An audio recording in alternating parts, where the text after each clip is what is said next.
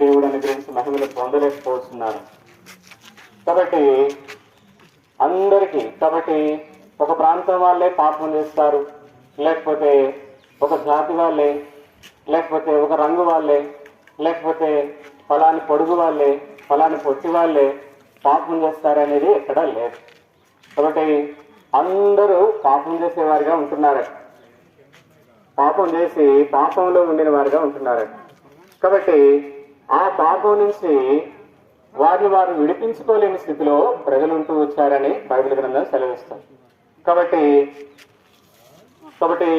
దావీదు, బైబిల్లో దావీదు అని మహారాజు మాట అంటూ వచ్చారు.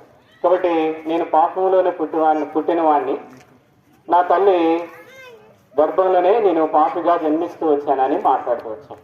కాబట్టి అందరూ పాపులే. కాబట్టి మరి ఈ పాపాన్ని తీసివేసుకునే పరిస్థితి ఏముంది? ఎలా తీసివేసుకోవాలి? ఎందుకు తీసివేసుకోవాలి? తీసివేసుకోకపోతే కారణం ఏంటి? కాబట్టి ఒకవేళ నువ్వు పాపం చేసి ఆ పాపంను ఒప్పుకోకుండా దేవుని ఎదుట విడిచిపెట్టకుండా నువ్వు అలానే చనిపోతే, కాబట్టి నువ్వు నరకానికి వెళ్ళేవాడిగా ఉంటున్నా. కాబట్టి అక్కడ అగ్ని ఆరదు, పురుగు చావదు. కాబట్టి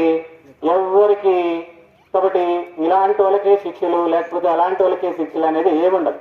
అందరికీ శిక్ష అక్కడ అనుభవించాల్సింది. కాబట్టి ఆ శిక్ష నుంచి మనం తప్పించలే. ఎందుకు? అక్కడ శిక్ష శరీరానికి కాదు, ఆత్మకు మాత్రమే శిక్ష ఉంటుంది. కాబట్టి ఆత్మకి సావు లేదని బైబిల్ గ్రంథం సెలవిస్తుంది. కాబట్టి ఆత్మ నుంచి, ఆ శిక్ష నుంచి విడిపించడం ఎవరి వల్ల కాదు ఈ విశ్వంలో.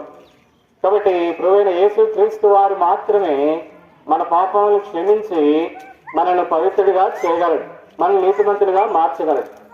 కాబట్టి మనం యేసు ప్రభువా నేను పాపిని అని నీ నోటితో ఒప్పుకొని, కాబట్టి నీ హృదయంలో విశ్వసించిన ఎడల నువ్వు సంపూర్ణ రక్షణ పొందేవాడిగా ఉంటున్నావు. కాబట్టి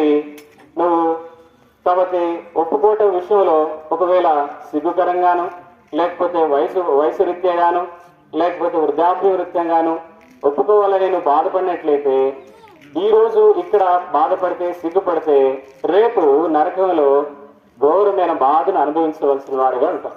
కాబట్టి ఇక్కడే భూమి మీద ఉన్నప్పుడు మాత్రమే సరి చేసుకోవటానికి, చక్క చేసుకోవటానికి సమయం ఉంటుంది.